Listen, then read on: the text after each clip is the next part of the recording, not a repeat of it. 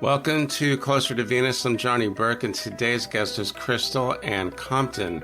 She is a spiritual teacher, intuitive channel, and founder of the Light Shine Lab, a growing online community dedicated to spiritual learning. Today, we will be talking about her journey of reclaiming her intuitive gifts and how she loves teaching about what she calls dominion in the world of spirit. Crystal, welcome to the show. Thank you so much. I'm excited to be here. Being excited is always good. You had some childhood psychic experiences, which is pretty common amongst intuitives. Is that what set you on the spiritual path, or was it something else? Well, I'm sure that it was part of it. I was really lucky, though, because when I started having spiritual or paranormal experiences as a very young child, I would go to my parents, and my parents were also pretty intuitive and psychic. And so they never really told me that what I was perceiving was wrong or of the devil or just my imagination, or these are just your imaginary friends.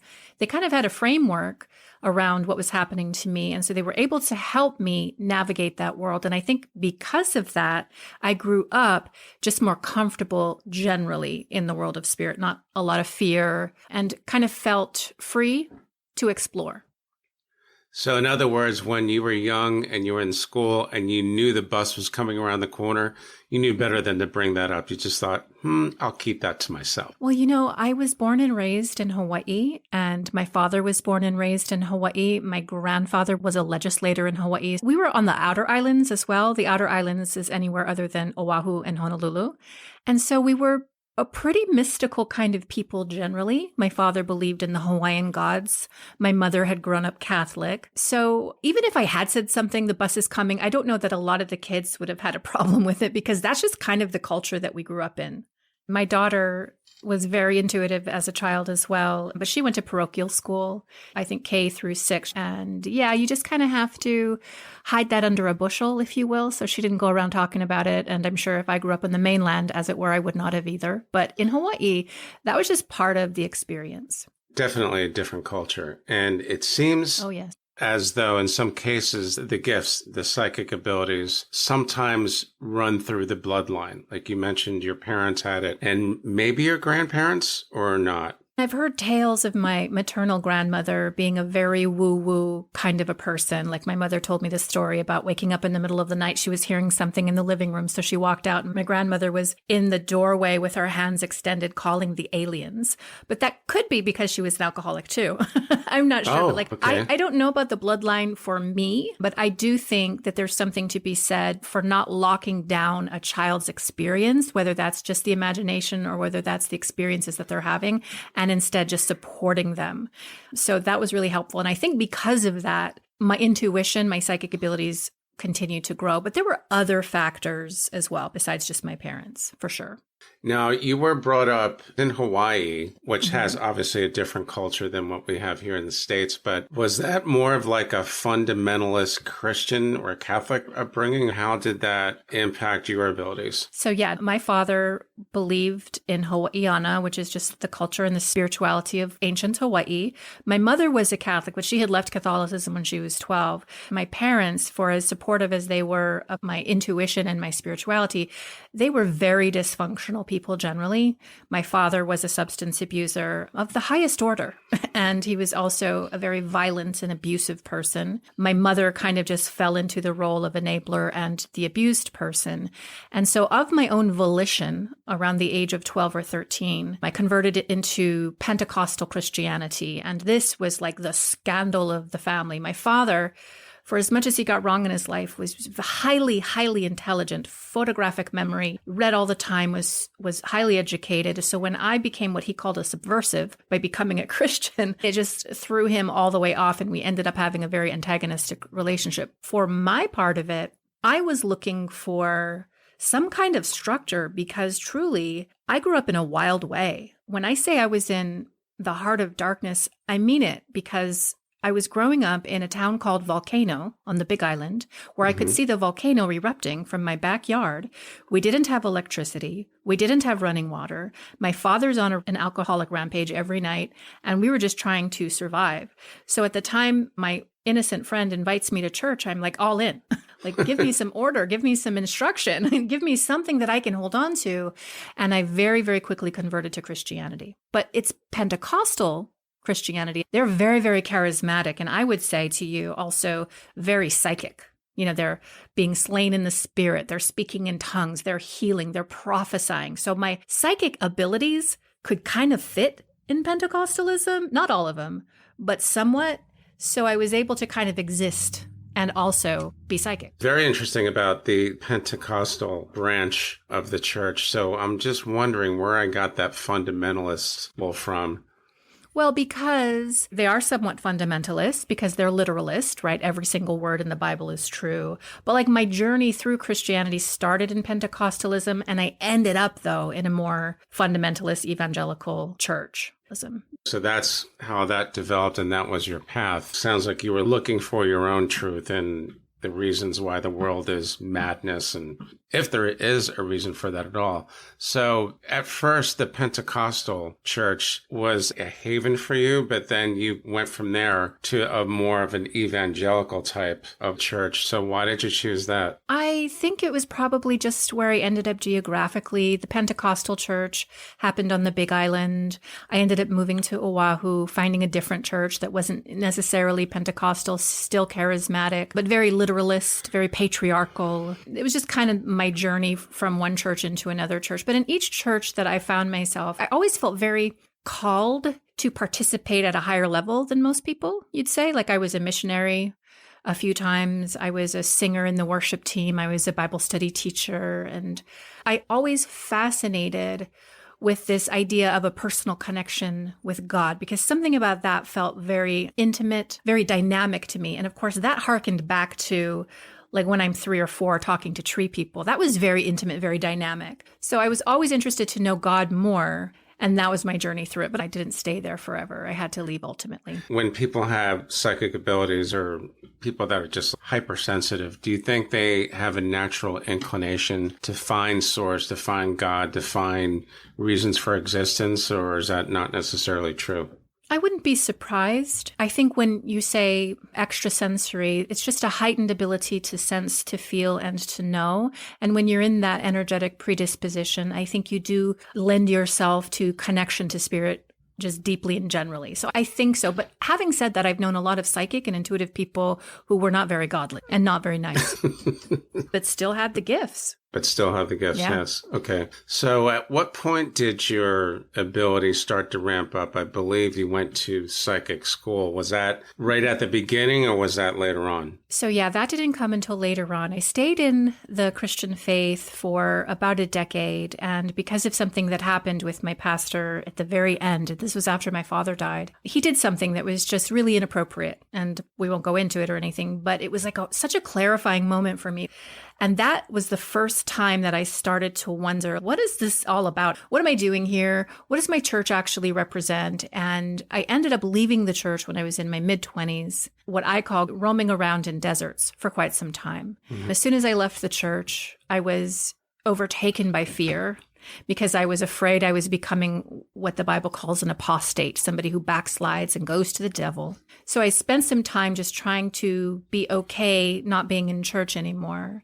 And then I started to get curious about that little girl who used to talk to tree people and see like shapes and colors around people, and who used to know when her father was going to come home 3 hours before he got there and that he was going to fight with my mom. I started to wonder about that, and I formed an intention to get back to that. And in doing so, I believe I opened a door or a pathway back to it. And I also started reading. I'm sure I wasn't actually illiterate, but I was not a smart person. I grew up in the public schools in Hawaii. I barely graduated.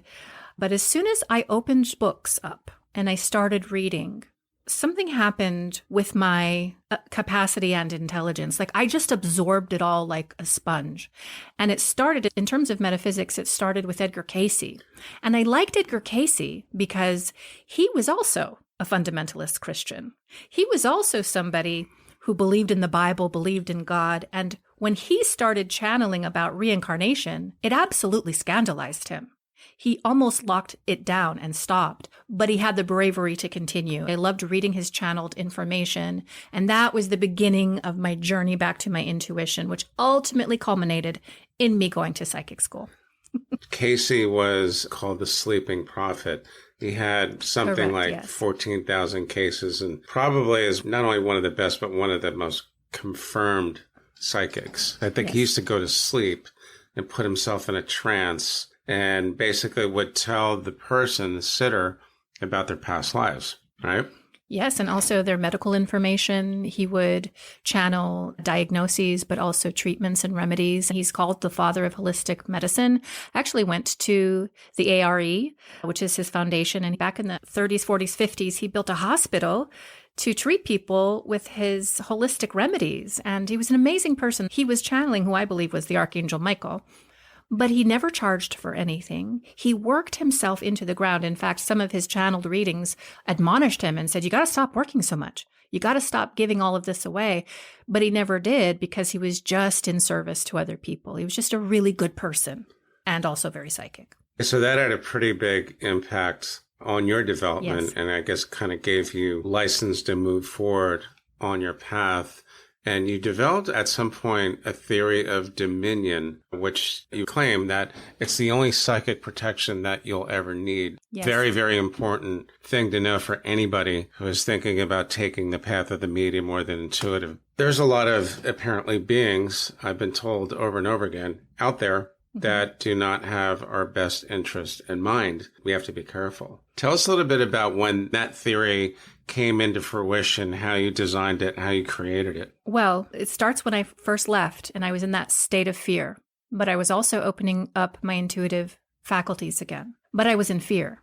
And fear is a frequency. Fear is an energy, and it is a creative one. We hear about the law of attraction, and the teaching is that we always attract what or who we are, or according to who we are. So I noticed that I was under spiritual attack. I would be attacked by shadow people. I would have nightmares, and I would wake up and I would feel like pressure on my chest. I had so many different experiences that I almost went back to church. Two things happened that changed that because I was under what I would say was constant spiritual attack, and I didn't know why. I have a theory now. And so the first thing I did was, without going back to church, I just called on the name of Jesus. I was being attacked by a shadow person, and I called on the name of Jesus, and immediately my sleep paralysis broke and the shadow person went away. I had always been told in church, there is power, wonder-working power in the name. I noticed that it was the energy and the vibration of the name. And I noticed anytime I felt afraid or anytime I felt like something was about to happen, because I could always feel it, there was always a ramp up in the energy, oh, something's about to happen. And I would call upon this name, the energy would go away. That got me to thinking about who I was in relation to Jesus, in relation to God, in relation to Creator. And to make a long story short, what I discovered was when I was able to be in a fearless frequency, like not afraid, I noticed they didn't bother me. And as I was continuing to study and I was continuing to learn about spirituality and I was continuing to meditate and discover things for myself, I felt in myself empowered. Now, Jesus said when he was alive, he said, you are all gods. And in saying this, he was saying, wake up. You are way more powerful than you think you are. You're not a victim to this life. You are all gods. You came here to be godlike. So dominion is the energetic disposition of being fearless and standing in your own divinity. Because here's what I know happens, and I can see this also clairvoyantly. When I am standing in my divinity, which is my dominion, the entire world of spirit knows that I am and recognizes it.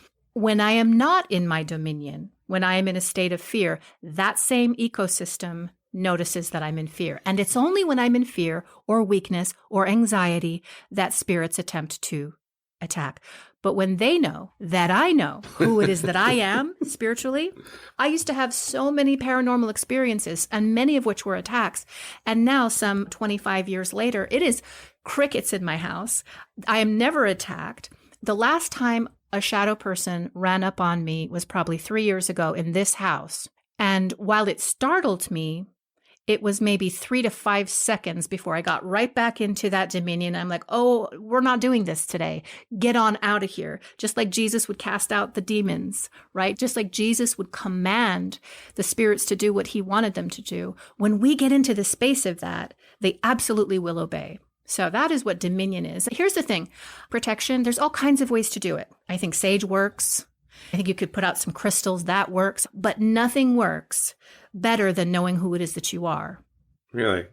In your divinity. Shadow people. Are they earthbound spirits? Are they mischievous spirits? Or are they some kind of variant of that? Or what are they? Well, it's tricky because when earthbound spirits or ghosts attempt to materialize, they often, the first phases of that are shadow or mist. That doesn't make them a shadow being, though. That just means that's part of their materialization process.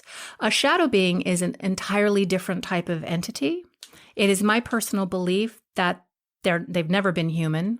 I don't even think they're from our universal architecture. Like, we have a universe. It consists of a certain number of dimensions. Each dimension is governed by a specific frequency. I think they come from a parallel space. As I was kind of going through this progressive season of attacks, I would notice when they were in my room and I would feel them and I would connect with their energy, and the energy just feels like absolute terror, just absolute fear. And at one point I asked myself, am I in the state of terror or fear, or is that just what their signature is? And I was kind of able to uncouple the two and not necessarily be afraid and just recognize, oh, that's just how they feel when they're around us. But to answer your question, I feel like they're largely malevolent. We could talk about demons. I feel like they're on the spectrum of demonic. I don't think they're good. I did have a conversation with somebody recently, though, who had an encounter with a spirit person, and it was actually a good one. I'm not the end-all be-all of the truth on this subject. None of us really know. But my personal feeling is, yeah, they're up to no good. That's what it sounds like. So from your theory of dominion, you think that's probably the best psychic protection from any type of those beings? Absolutely. It's been demonstrated. I see it. It works. When you have nothing to fear, they cannot scare you, and they don't stay for long. Because they get off on scaring you. That's what they want. A theory that was brought up recently in a show that's going to come out pretty soon is that even the evil or the malevolent elements of the universe are governed by God, governed by divine law. Do you agree with that, or is that neither here nor there? Well, when you say governed by, I would say must adhere to the universal infrastructure of. I think created by God, whether initially in that form or after evolution takes place through creation, whether they change and become this thing, nonetheless, they have to adhere to the way God has created this universe. Right. That's what I was trying to say, but divine law does imply an architecture. It's like building a machine. Yes. Probably not a very good analogy, but you get the meaning.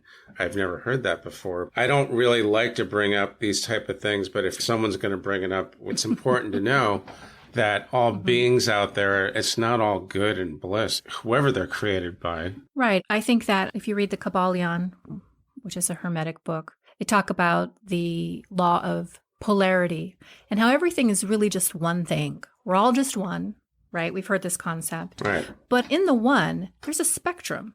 There's a this side of the one and there's a that side of the one. Just like hot and cold, it's the same thing. It's just a gradation. It's just a temperature. And so in the one, you have that which exists in the love and the light and the bliss, but then you have the other side of that in the other polarity, and you have what we would call darkness. The good news is that the light is stronger. The good news is that the closer you get to God, the more power you actually have. But it's all the same. It's all one. It's all part of the same thing. I've heard that many, many times. It's still kind of a hard thing for a lot of us to get our heads around. Yes, oneness, There is no separation. And I think it's interesting that given your path into different type of churches that you went to now that you've left the church, but you still talk about Jesus and you still talk about God, that kind of dynamic, do you think that could possibly narrow the gap between the mystical world and the religious structure that we're brought up with, where we can say there is some overlap. There is some things in the Bible that are spiritual and mystical. With your abilities, do you feel that gives you some kind of insight into why things are the way they are? Are you talking about why things are the way they are in the world, or why things... In the world. Yes. When you work with your intuition, your innate gifts and talents, we don't need to have a bloodline. We are all born with this, and we can turn on those lights in our psychic house anytime. But when you are actively working with these faculties, then yeah, you can connect to what's happening right now. You can go to the deeper levels or the higher levels. You can also connect to what's happening in the future. Now, in the future, it's a little tricky because it's kind of fluid. Timelines are fluid. Nothing is fixed. Something can change tomorrow if we make a different choice collectively today. But I do think if you are intuitive and using it, you have access to more information than the person who is not. Absolutely. That's what my intuition tells me, but I'm not on that level. It's just a gut feeling that when I hear people talk about certain abilities, it's just a knowing. Instead of just speculating, they have some kind of an inclination towards understanding something. It's hard for me to describe it because I don't have those abilities, but it's just something that I've noticed over the past couple of years when people talk about certain things and I ask, how did you know that? And they just say, I just know. I hear what you're saying, but I would say that you were probably fairly claircognizant, which is the psychic ability to know something. I would say you're probably a very discerning person and a good judge of character. And I would say that if you walk into a room, you can probably feel when something is off with somebody or with the space itself. Whether you feel that in your body or whether you just know that, that is heightened sensibility. That discernment is a higher ability to know something. And that is something I would call psychic. So you say you're not, but I would say maybe stop saying you're not. Because I think the moment you change the languaging around that, you'll kind of see that you are. I don't think I've ever heard that before. I've heard someone say, you're probably clairaudient because you're a musician and you've written songs, or tried to anyway. Okay, but when I think of the clairs, I think of clairvoyance and mediums and being able to read energy and that type of thing. But I've also heard many times that everyone, like you just said, we're born with these abilities. They're just a little bit more or much more latent in some people than they are in others. Well, I think we all probably had all of them on high, turned up to 11 when we were young, from like 0 to 7. That's when most of us are super, super psychic. And then we kind of shift and change in our brain. And then the world kind of tells us we've got to shut that down. So by the time you hit 18, 21, you're lost in the fog. It really is a matter of, in your adulthood or whenever you want to, making the decision to start to turn those back on, which is kind of the work that I do with people. It's just teaching them, well, first of all, you can. Second, you came here to do that very thing. You need that in order to be as successful as possible in your life. And here's how to do it. You obviously had these abilities since you were a kid, which is also very common. When was it, though, when you actually started to channel? Because that's a little bit different. It's not necessarily the same thing as just being able to read energy. Channeling is pretty much an entirely different thing, isn't it? Yeah, it's kind of pulling some of these things into form. When I was in the church, I was probably channeling a little bit. I used to be a preacher, and I could feel the energy moving through me. I didn't know what it was, though. I didn't start to formally channel until I was in my 30s. And it happened strangely because there's a couple of things that happened. I spent about 2 weeks having these very strange energy rushes over my body when I'd go to bed, like from my toes up to my head and then down again. And they were so strong that it would take my breath away. Like I'd have to sit up and gasp for air. And I'm thinking, am I having a stroke? What in the world's happening with my neurology? I went to the doctor. Everything's fine. It persisted for a couple of weeks until one night I was laying there, my husband's snoring away, and this energy is just wild. And I flip over and there are 3 beings by the side of my bed. They were probably about 3.5 to 4 feet tall. They were wearing dark cloaks and they had their quote unquote hands, this cloak, their hands kind of stretched out over me. And where their hands were going, the energy in my body was also going. I wasn't afraid at all. And it was kind of a dreamlike, interesting frequency in the room at the time. I did also notice their faces underneath that hood. Their faces were blue and they were almost like glass, as if they were lit up from the inside like lamplight. They were just like these translucent blue beings, like the color in your backdrop. I was just watching what they were doing. And finally I asked them, and I did this telepathically, just as I used to talk to these beings when I was a kid, telepathically. And I said, what are you doing? And the answer I got back was attunements. Now, I had never heard this word before. And I said, okay. And they proceeded to tell me that they were attuning me because they wanted to work with me. And so within about a month of that, I started to do some channeling. That is when like this first big bulk of information came through from these particular beings. Now I have a theory as to what kind of beings they were. I know what they wanted to talk about, which was what was coming up for the earth and the planet. I produced 100 pages of channeling, and that's how and when it started. Wow. So you're talking about channeling beings, star beings, I believe. A medium once told me they don't like being called aliens because alien means a part of. They don't feel like they're apart from us. We're talking about beings from, but these beings seem to be benevolent. And the way you just described how their hands were moving over you sounds like an energy healer. Well, I know what it was now in hindsight was that they were literally adjusting my energetic, subtle bodies so that I could hold the energy that they were going to bring down through me vis-a-vis the channeling. At the time, my body wasn't prepared for that. And these adjustments, these nights went on for almost a month before I finally started to bring that information through. That's just one group of beings. I've actually worked with others as well, but that was my most dynamic introduction into the world of channeling. But I think we can all channel. You can channel star beings or you can channel divine inspiration. It really just depends on where your interests lie. Speaking of which, you've had some experiences with angels. Before we get to that, when you started to channel, did you experience any other realms like beyond the veil, people who have passed, family members or friends or anything like that, or possibly ancestors? Yeah, I had already up to that point experienced some of that. I was, at the time that these beings came through, I had been giving intuitive readings. I was already working in the world of spirit, and I had had a variety of different experiences with dead people. It's not my focus. It's never been mediumship. I think mediums do a really special work, a special kind of ministry, but my focus was never mediumship. But I've had those encounters, yes. And with ancestors as well. Ancestors. So can you give us an example of contacting someone that passed on, what it felt like, especially an ancestor? That must have been really wild. How did that work? I've had encounters with my own ancestors that were past and some long past. And so I was able to recognize that. It does feel different. It comes in a different way when it's mediumship versus, for example, me reading you clairvoyantly or me reading your field. Those are two different stations on the radio dial. For me, when it's a departed loved one or an ancestor, I feel that coming through this portal in my heart. It's like my heart opens up and there's this warmth in this particular chakra. And that's how I feel them connecting. And then I start to get images, and then I start to get clairalience, which is where I can smell some things. Sometimes I can taste things as well. So a whole host of things happen when it's a departed loved one coming through, but it's always happening through the heart. So you have no doubt that the spirit world is real. It's not just a work of fiction. It is 100% real. But I think it gets hard for people because so much of our experience of it happens in our third eye, in our mind's eye. And so some people say, oh, that's just my imagination. It's not as common to have an apparition appear in your room that you see with your naked vision, or something that you hear in your room that somebody else might hear as well, like an outward audible voice. It's not as common, but it does happen. I think people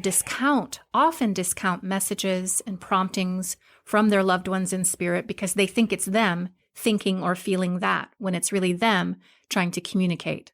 Mm-hmm. You've had experiences beyond the veil of humans and maybe some non-human entities. Did you ever experience the life between lives, the space in between incarnations? I haven't. And I was so curious from looking up where my Michael Newton books are. I was so curious after reading his books. I actually went to one of his therapists, his hypnotherapist, to be regressed to try and tap into some of my lives between lives, but I've never been able to do that. It seems to me that if you accept that there's a spirit world, especially people like you that have actually had contact with them, and you contacted some of your ancestors, at this point, is past lives, your own or others, is that a no-brainer, or is that something that you've never really experienced either? I believe in past lives. I don't believe in the karmic wheel per se. I believe that you can come back if you want to. I don't think reincarnation is compulsory, meaning you can just send us all back because you say so. I feel like the soul has to opt in to something like that. For me, I don't want to come back. I don't want to come back for quite some time. Yeah. Like, give me at least 500 years off, please. For example, my mother, before she passed, and years leading up to it, was always like, this is it. My contracts are done. Everything's over. I am done coming to Earth. I'm never reincarnating again. And then she passed. And then I feel like she's in the process of reincarnating. So I think something happens when we get over on the other side. We get really meta, we zoom out, and we see the need to come back. And I think most of us do. Personally, I hope that I don't. Need a break. I get that. I've heard that from quite a few people. So in other words, you've never really had direct experience with the in-between space or soul contracts or blueprints, but you seem to have an intrinsic knowing that that really happens. I've had past life experiences. Okay. I've had flashes of memories. I personally don't think that it's extremely helpful to try to find yourself in a past life, except to inform you having the best life you're currently having. I think people really like to chase after what Christ called signs and wonders or bells and whistles, like these fantastical paranormal things that are super interesting. But is it helpful now? Is it useful now? Can you use that to make the world better or your life better? So past life for me is largely symbolic and archetypal, trying to teach me lessons that I've learned before to help me now. So I really don't focus too much on it, although I do believe in it. And I do believe in blueprints and contracts and all of this. Yes, soul groups, all of that. Since you've experienced things, including glimpses of your past life or lives, it's pretty much a no-brainer that when we die, that's not the end. Our Correct. Consciousness, our beings keep going. Anytime someone will ask a question like, do you really believe in mediums? I think they're looking for concrete scientific evidence that we don't die. Our Correct. Consciousness survives. But at that point, I would refer them to a few simple cases. This woman, Nicole Kerr, who I just interviewed last night, she had an accident when she was like 19. It was horrific. She was out for, I think, 10 to 12 minutes. She flatlined and she saw herself. There's no way that she could know that when there's no brainwaves. Right.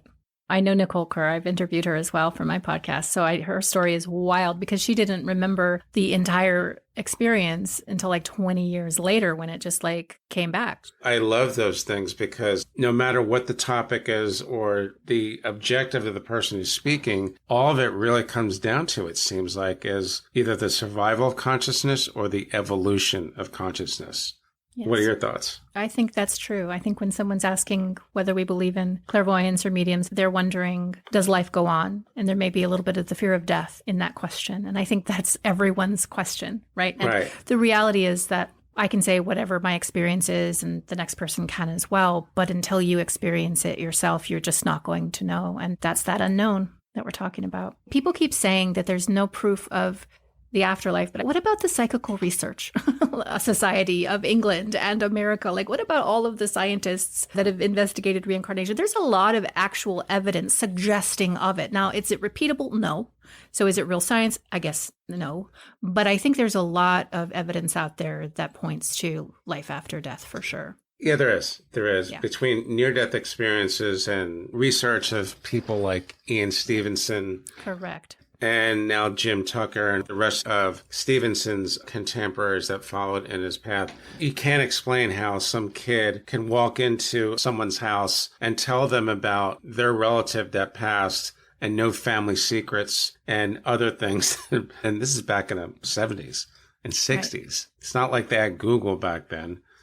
Right. There was no way that kid could have actually known that. There's Right. like over 1,000 cases with just Stevenson alone. But I think you're right. When people ask questions about mediums and about clairvoyance, what they're really getting at is, do we really die or not? You've also had experiences with angels. Yes. I've heard different things about angels, and most of them are good. But I once had an intuitive, she's very similar to you, I reckon, and she said she doesn't trust them. What are your thoughts? The angels I've experienced, I definitely trust. I will say that I was an intuitive reader for a couple of decades before I changed to teaching. And I was probably doing this type of thing for 10 or 15 years, and I never believed in angels.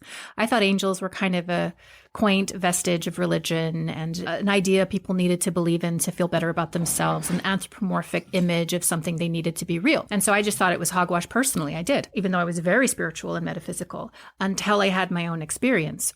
I had an experience. I went to an angel class with my friend who like drugged me there because I was like, I really don't want to go. But I went and we did this angel meditation to meet your guardian angel. And I was in this room with all these people meditating and I had just a crazy experience.